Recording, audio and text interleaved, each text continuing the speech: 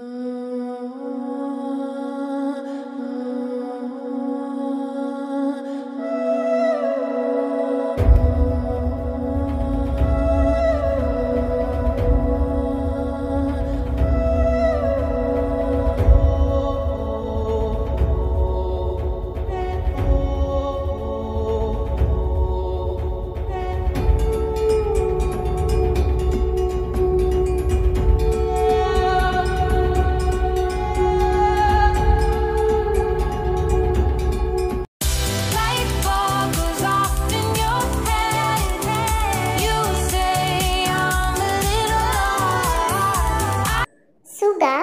অত্যন্ত ধনী পরিবারের একমাত্র ছেলে। তার আরামদায়ক বিছানাটিতে বরাবরের মতো সে আজকেও ঘুমোচ্ছে। হঠাৎ করে কিছু একটা মনে করে সুগার ঘুম ভেঙে গেল। ঘুম ভেঙেই সে দৌড়ে নিচে চলে গেল তার বাবাকে খুঁজতে খুঁজতে। মা, আব্বু কোথায়? বলো না আব্বু কোথায়? তোর বাবা কাজে গিয়েছে। সকালে ঘুম থেকে উঠে তো বাবা বাবা না করলেও তো পারো তুমি। যাও, ফ্রেশ হও, ফ্রেশ হয়ে গিয়ে নাস্তা করে নিজের কলেজে চলে যাও। আজকে আমার বার্থডে আম্মু। আজকের দিনও বাবা, এমন তো না যে বাবা গতকাল রাতে বাড়িতেই আসেনি, তাই না? সেটা তোমার জানার কোনো প্রয়োজন নেই। তোমার জন্য তোমার বাবা মূল্যবান গিফট তোমার ভার্সিটিতেও কিছু পাঠাবে, অফিস থেকেও নিয়ে আসবে, আবার তোমার বাসায়ও দিয়ে গিয়েছে। তুমি এগুলোকেই কাজে লাগাও। আম্মু, আমার গিফটের প্রয়োজন নাই, আমার বাবা মার প্রয়োজন। আব্বু আব্বু যে রাতে বাইরে থাকে তুমি কিছু বলতে পারো না? আমার তো বলার কোনো প্রয়োজন নেই। তোমার বাবার যেখানে ভালো লাগে তোমার বাবা সেখানেই থাকে, আর তোমার বাবা কাজেই থাকে, অকাজে থাকে না। এত মাথা ঘামানোর দরকার নেই। মা, আমি বুঝতে পারি না তোমরা কি আমাকে পছন্দ করো না কেন? আমি না তোমার থেকে ভালোবাসা পাই, না আমার বাবার থেকে পাই। বাবা সবসময় ব্যস্ত থাকে, নিশ্চয়ই বাবা কোনো মহিলা। চুপ! নিজের বাবার সম্পর্কে একটা বাজে কথা বলবা না। তোমার জন্য আমি পায়েস তৈরি করেছি, তোমার রুমে রাখা আছে, তুমি খেয়ে নাও যত পছন্দ। কেন, তুমি কি নিজের হাতে আমাকে একটু পায়েস খাইয়ে দিতে পারো না? সেই ছোট থেকে দেখছি বাবার সাথে তোমার কোনো বন্ডিং নেই, বাবার সাথে তুমি ঠিক করে কথাও বলো না। কেন, কি সমস্যা তোমাদের? দাদু ভাই, বাবা মার সম্পর্কে এগুলো বলতে নেই। তোমার বাবা মার সম্পর্ক যতটা ভালো দরকার ততটাই ভালো আছে, তোমার এত কিছু না জানলেও চলবে। সেটাই দাদু ভাই, তুই এত কিছু না জানলেও চলবে। আমি তোর জন্য তোর পছন্দের গিটার এনেছি, নে তুই গান গা। গান?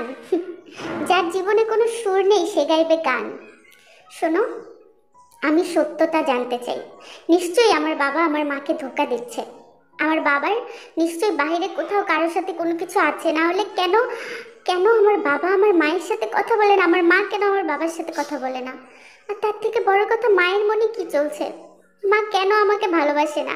আমার থেকে ড্রাইভারের মেয়েকে সব থেকে ভালোবাসে। নিজের মায়ের সাথে তুমি এভাবে কথা বলছো, তাই না? তোমার যত প্রশ্ন আছে তোমার দাদা দাদিকে করো, আমাকে কোনো প্রকার প্রশ্ন করবে না, ঠিক আছে? আমি কোনো উত্তর দিতে বাধ্য নই। বাধ্য নই মানে আমি ছেলে হয়ে আমি আমার নিজের মায়ের কাছে কোনো প্রশ্ন জানতে চাইতে পারবো না? আর এতে বাধ্যর কি আছে? তুমি আমার থেকে সবসময় জীবনকে বেশি ভালোবাসো। সুগা, আমার সত্যি তোমার সাথে এই বিষয়গুলো নিয়ে কথা বলার কোনো ইচ্ছা নেই। তোমার যদি কোনো প্রশ্ন থাকে তোমার দাদা দাদিকে তুমি করতে পারো। আমি প্রশ্ন আমার মাকে করব, আমার বাবাকে করব, তোমরা উত্তর দিবা। আমি দাদা দাদির কাছে কোনো কিছু জানতে চাই না। বলো মা, তুমি কি বাবার পরকীয়া সম্পর্কে কিছু জানো? শোনো সুগা, যা জানো না তা নিয়ে কথা বলবে না। শোনো, আমি জিমিনের জন্য খাবার নিয়ে যাচ্ছি। যাও, চলে যাও, সবাই চলে যাও। ছোট থেকে দেখছি না বাবাকে পাচ্ছি না মাকে, আমি মরে যেতে ইচ্ছে করে। দাদু ভাই থাম, তুই এরকম করছিস কেন? তোর বাবা মা কোনো অন্যায় করছে না, তুই বোঝার চেষ্টা কর। দাদু ভাই, অনেক কিছু তোকে বলতে পারবো না, কিন্তু তুই তো বড় হয়েছিস, তাই না? তুই এসব কিছু ভুলে যা। ভুলে যাব না? আমি এগুলো কোনো কিছুই বলবো না। এটা বলে সুগা গাড়ি নিয়ে বের হয়ে গেল তার বাবাকে খুঁজতে। তার বাবা কেন দিনের পর দিন রাতের পর রাত বাড়িতে আসে না? সুগার কোনো কিছুই ভালো লাগছে না, মনে হচ্ছে তার বাবা অন্য কোনো নারীর প্রেমে আসক্ত। সুগা কোনো একটা জায়গায় গেল, সেখান থেকে তার বাবাকে ঠিক এভাবেই বের হতে দেখলো। এটা দেখে সুগার যেন দুনিয়া ওলটপালট হয়ে গেল। সুগা, তো তুমি তুমি এখানে কি করছো? তার থেকে বড় কথা, তুমি এখানে কি করছো? তোমাকে আমি সেই ছোট থেকেই এখানে দেখছি। ছি, লজ্জা করে না?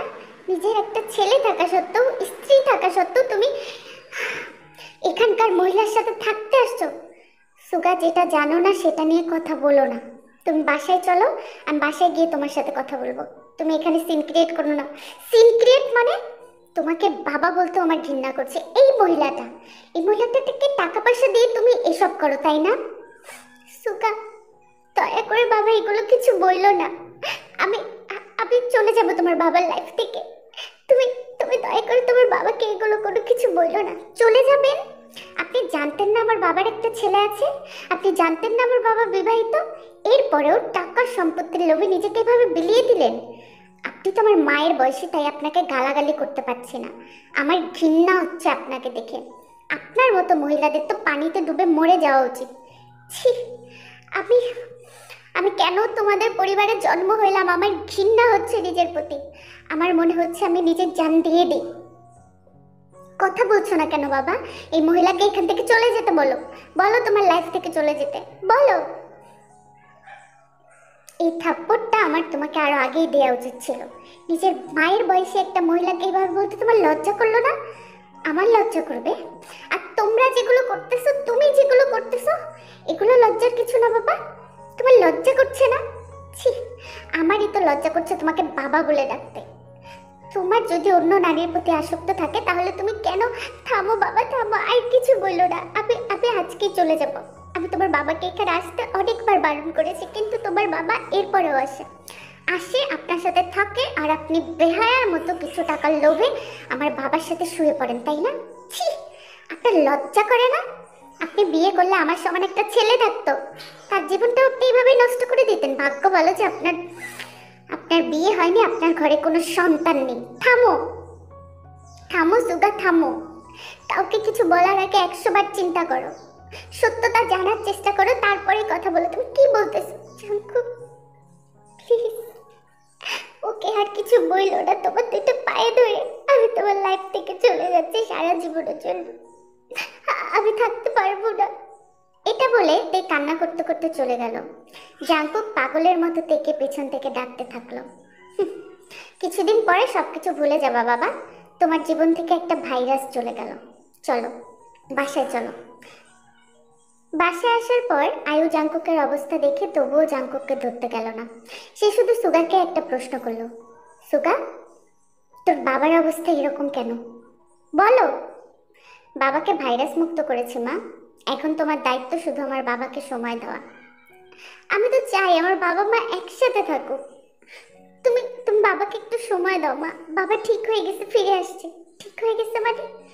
কি করছো তুমি? তুমি কি তুমি কি থেকে শহর থেকে ভাগাই দিছো? হ্যাঁ, আমি ওই মহিলাকে এই শহর থেকে ভাগাই দিছি মা। তোমার সংসার এখন আগের মতো থাকবে। তোমার সংসারে কেউ হস্তক্ষেপ করবে না।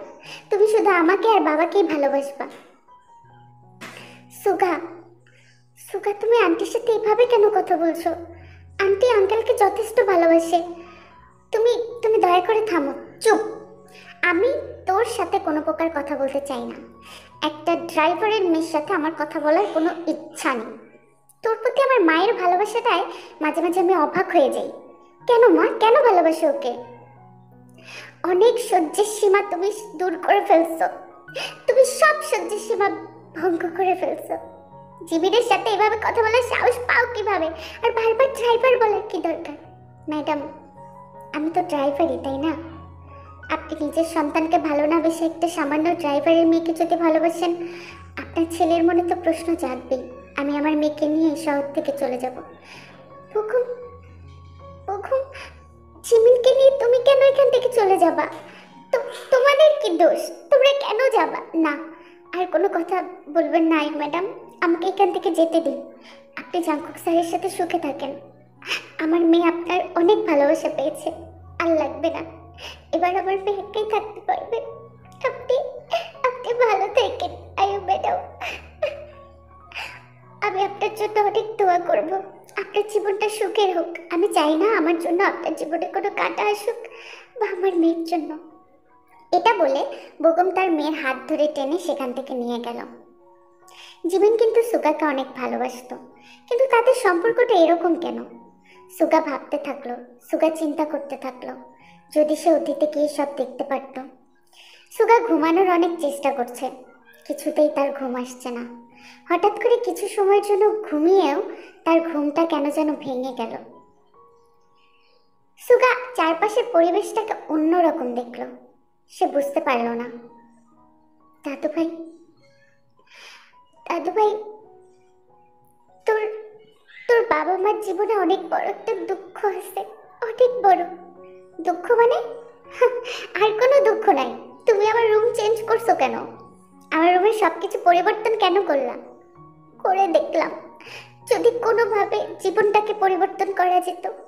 আমাকে তুই মাফ করে দিস দাদু ভাই। তোর বাবা মার জীবন নষ্টের জন্য আমি দায়ী, কিন্তু কেন, কি, কিভাবে হয়েছে আমি তোকে বলতে পারবো না। দাদু, তুমি নিজেকে কেন দায়ী বলছো? নিজের ছেলের দোষের ভার নিজের ঘাড়ে নেওয়ার কোনো প্রয়োজন নেই। বাবা যেটা করেছে সেটা অন্যায় ছিল। এখন তো সবকিছু ঠিক হয়ে গিয়েছে। না দাদু ভাই, তুই বুঝতেছিস না। তোকে যদি অতীতে পাঠাতে পারতাম তাহলে আমি তোকে বলতাম, যা গিয়ে তোর বাবা মায়ের জীবনটাকে সুন্দর করে দে। কিন্তু কপাল, এটা তো সম্ভব না। যদি পারোস আমাকে আর তোর দাদিকে মাফ করে দিস। ভুল না জেনে আমাদেরকে ক্ষমা করে দিস। তোমরা এইভাবে কেন কান্না করছো? আমি তো কোনো ভুল করিনি। আমি কি কোনো ভুল করছি? দাদু ভাই, তুই কান্না করিস না। তুই কোনো ভুল করিসনি। যত ভুল করছি আমি আর তোর দাদি। আমি জানি না কি হবে ভবিষ্যতে। তোর বাবাকে একটু সামলা, তোর মাকে একটু সামলা। বাবাকে সামলাবো মানে? কি এমন হয়েছে যে আমার বাবাকে সামলাইতে হবে? বাবা তো ঠিকই আছে। দাদু, তোমরা কি আমার কাছে কিছু লুকোচ্ছ? আমি কি আমার বাবার নিজের সন্তান? হ্যাঁ, তুই তোর বাবার নিজের সন্তান, তোর মায়েরও নিজের সন্তান। কিন্তু বলে না, ভাগ্য অনেক কিছু পরিবর্তন করে দেয়। অতীতে এমন কিছু হয়েছিল যে আমি বলতে পারবো না। দাদু ভাই, তুমি এভাবে কেন বলতেছো? আমার নিজেকে এখন দোষী মনে হচ্ছে। আমার মনে হচ্ছে কেন এমন হচ্ছে। আমার আমার অতীতে যেতে হবে। আমি অতীতে যেতে চাই দাদু ভাই। তো সুগা এভাবে কান্না করলো। কান্না করতে করতে সে বুঝতে পারছে না যে কি হচ্ছে। তার মনে হচ্ছে সে অন্যায় করছে। সুগা, আমি চলে যাচ্ছি। একটা কথা বলি, আমি জানি না কেন কি হচ্ছে, কিন্তু তুমি তোমার বাবা মাকে একটু বোঝার চেষ্টা করো। আমার সেটা তোর থেকে শুনতে হবে না। আবার বাবা মাকে আমি যথেষ্ট পরিমাণ বুঝি। না, বোঝো না। আমার বারবার মনে হয় আন্টির মনে অনেক বড় আঘাত। বারবার মনে হয় আঙ্কেল কিছু একটা তালাশ করছে। তুমি একটু খোঁজো। তুমি তো ছেলে। কি আর তালাশ করবে? পরকীয়ার প্রেমিকাকে তালাশ করছে, এছাড়া আর কিছুই না। আমার এগুলো শুনতে ভালো লাগছে না। তুই এখান থেকে যা। তুই যা এখান থেকে, আমার লাইফ থেকে। তো সুগা এটা বলে আবারও একটু ঘুমানোর চেষ্টা করলো। কেন জানি সুগার মনটা টিকছে না। হঠাৎ করে ঘুম থেকে উঠে সে দেখতে পেল তার বাবা মার ছোট রূপ, যেন তার বাবা মার একদম বাল্যকাল তার চোখের সামনে ঘটে যাচ্ছে। তার বাবা মা ছোটবেলা থেকেই ফ্রেন্ড, ছোটবেলা থেকেই তাদের ভালোবাসা। দুইজন একসাথেই বড় হয়েছে, একসাথেই যৌবনে পা দিয়েছে। এলাকার সবাই জানতো টেককুক মানেই ভালোবাসার আরেক নাম। সবাই তাদের জোড়াটাকে অনেক পছন্দ করত। তবে তে ছিল খুব দরিদ্র পরিবারের একজন মেয়ে, আর জাংকুক তো বড়লোকের একমাত্র ছেলে। এভাবে প্রেম ভালোবাসায় জাংকুক আর তে ধীরে ধীরে যেন সুগার চোখের সামনে বড় হচ্ছে। সুগা তাদের এই ভালোবাসা দেখে বুঝতে পারছে না যে, সুগা চিন্তা করছে এত কিছুর পরেও কেন এদের বিয়ে হয়নি। সুগা তাদের বিয়ের সময়টাতে চলে গেল। জাংকুক, আমি জানি এই জন্য ভেবে তোমার হতে পারবো না। আমি চাই তুমি সুখে থাকো। তুমি সুখী হও জাংকুক, আমাকে ভুলে যাও। তুমি পাগল হয়ে যেতে, ছোট থেকে তোমার সাথে বড় হয়েছি। আমি কি করে ভুলে যাব তোমাকে? আমি তুমি ছাড়া থাকতে পারবো না। আমি এই বিয়ে করতে পারবো না। চলো, চলো আমরা এই শহর থেকে পালিয়ে যাই। আমরা দূরে কোথাও গিয়ে বিয়ে করি। চলো তে, প্লিজ। না জাঙ্কুক, এটা আর সম্ভব না। আমার মা অসুস্থ। তোমার ফ্যামিলি বলছে আমার মাকে তারা। জাঙ্কুক, তোমার যদি ছেলে হয় ওর নাম সুগা রেখো। হ্যাঁ, ছেলে হবে, কিন্তু তোমার আমার বিয়ের পরে আমাদের দুজনের সন্তান হবে। আমরা ওকে ভালোবেসে সুগা বলে ডাকবো। না, এটা আর সম্ভব না।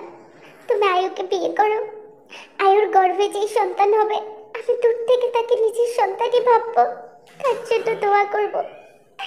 এই জন্মে ত্যাগ করতে পারলাম না, পরের জন্মে আমি অনেক ধনী ঘরে জন্ম নিব। আমার তো টাকা পয়সা নিয়ে সমস্যা নাই, তুমি আমার কাছে চলে আসো, তুমি একটা বার চলে আসো। আমি তোমাকে ছাড়া থাকতে পারবো না, পারবো না। প্লিজ তুমি আমাকে একা করে যেও না। জাঙ্কুক, তোমার বাবা মা দুইজনে অসুস্থ।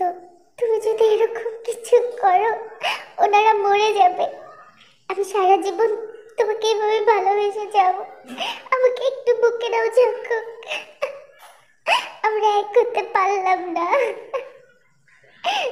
প্লিজ। এটা দেখে সুগা নিজের চোখের পানি ধরে রাখতে পারলো না। তাদের দাদা দাদির দম্ভের কারণে তে আর জাঙ্কুকে এক হতে পারেনি। এবার সে জানতে চাচ্ছে তার মা কেন তার বাবাকে মেনে নিচ্ছে না। সে চলে গেল তার মায়ের কাছে। সে যা দেখলো তাতে সে অবাক। তাদের ড্রাইভার বেগম, বেগমের সাথে তার মায়ের ছিল ভালোবাসার সম্পর্ক। আম্মু আম্মু বেগম আঙ্কেলকে পছন্দ করতো। ড্রাইভার থাকার কারণে আম্মুর, তবে আম্মুর কেন বিয়ে হলো না? কেন হলো না? বেগম,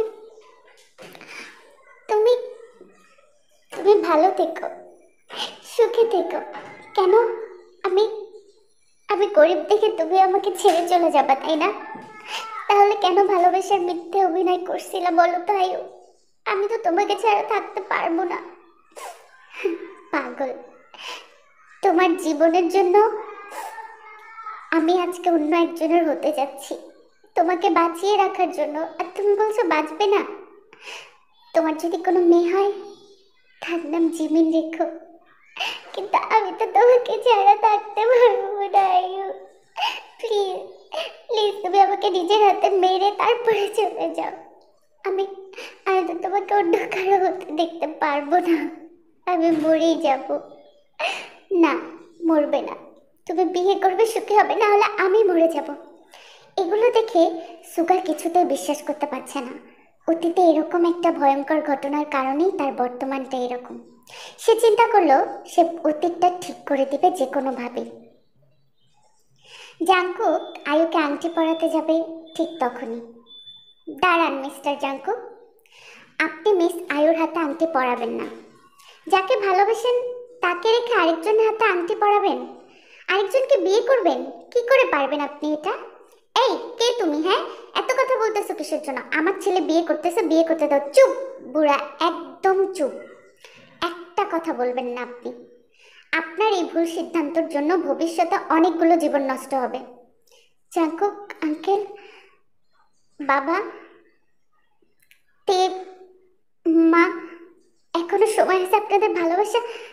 না, এটা তো সম্ভব না বাবা। তুমি কে আমি জানি না, কিন্তু তুমি এই বিয়ে আটকায়ও না, দয়া করে আটকায়ও না, তুমি চলে যাও।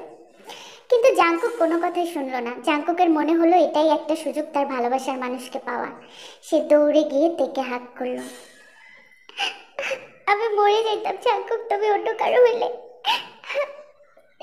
একসাথে মরবো, তারপরেও আমরা আলাদা হব না, তুমি না।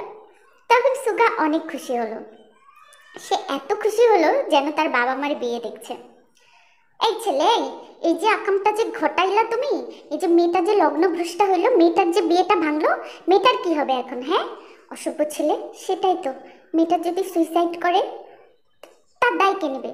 মোটেও সুইসাইড করবে না, ওটা আমার মা। আয়ু আন্টি, আপনি কি এখনো চুপ করে বসে থাকবেন? ভালোবাসার পরিণাম দিবেন না? আয়ু কোনো কথা না শুনে দৌড়ে চলে গেল বেগমকে ডাকতে ডাকতে। সে কান্না করে বারবার ডাকছে যেন বেগম তার জীবনে ফিরে আসে। আর যেমন কথা তেমন কাজ। অসভ্য, কেন চলে গেলে তুমি? একটু সাহস তাই না? পারলে না আমার বিয়েটা আটকাইতে? আমি বললাম আমি অন্য কাউকে বিয়ে করবো, অমনি তুমি রাজি হয়ে গেলে। আমি মরতে যাচ্ছিলাম, আমি পারতাম না তোমাকে ছাড়া থাকতে, সত্যি পারতাম না। আয়ু, আই লাভ ইউ আয়ু। আমি ওই জাঙ্কুকের থেকেও তোমাকে অনেক খুশি রাখবো। বিশ্বাস করো, আমি ড্রাইভার হতে পারি, গরিব হতে পারি, কিন্তু তুমি আমার ঘরে অনেক সুখেই থাকবা। আমি তোমাকে কোথাও যেতে দিব না, কোথাও না। আমরা দুজন এক হয়ে থাকবো, সারা জীবন এক হয়ে থাকবো। তো এরকম একটা দৃশ্য হওয়ার পর সুগা কিন্তু ভীষণ রকম খুশি। কিন্তু হঠাৎ করে আমাদের সুগার ঘুম ভেঙে গেল। কিরে, আমি কি একটা স্বপ্ন দেখলাম? না, যাই তো, গিয়ে দেখি সব কিছু ঠিক আছে কিনা। সুগা রান্নাঘরে গিয়ে দেখে জাঙ্কুক আর তে, তাদের দুইজনের ভালোবাসা। তারা এত বুড়ো বুড়ো হয়ে গিয়েছে, তারপরেও একজন আরেকজনের সাথে অনেক খুশি। তারা একসাথে রান্না করছে, একজন আরেকজনকে খাইয়ে দিচ্ছে, দুষ্টু মিষ্টি ভালোবাসা, যেন জাঙ্কুক এই ভালোবাসারই অপেক্ষায় ছিল। আর এই ভালোবাসাটা সে পেয়েও গিয়েছে। তাদের দুইজনের খুনসুটি দেখে সুগার মুখে অটোমেটিক একটা হাসি চলে আসলো, যেন সে দুইজন ভালোবাসার মানুষকে এক করে দিল। যাক, ফাইনালি আমার বাবা তার মনের মানুষকে পেয়েছে। কিন্তু আমার মা কি তার মনের মানুষকে পেয়েছে?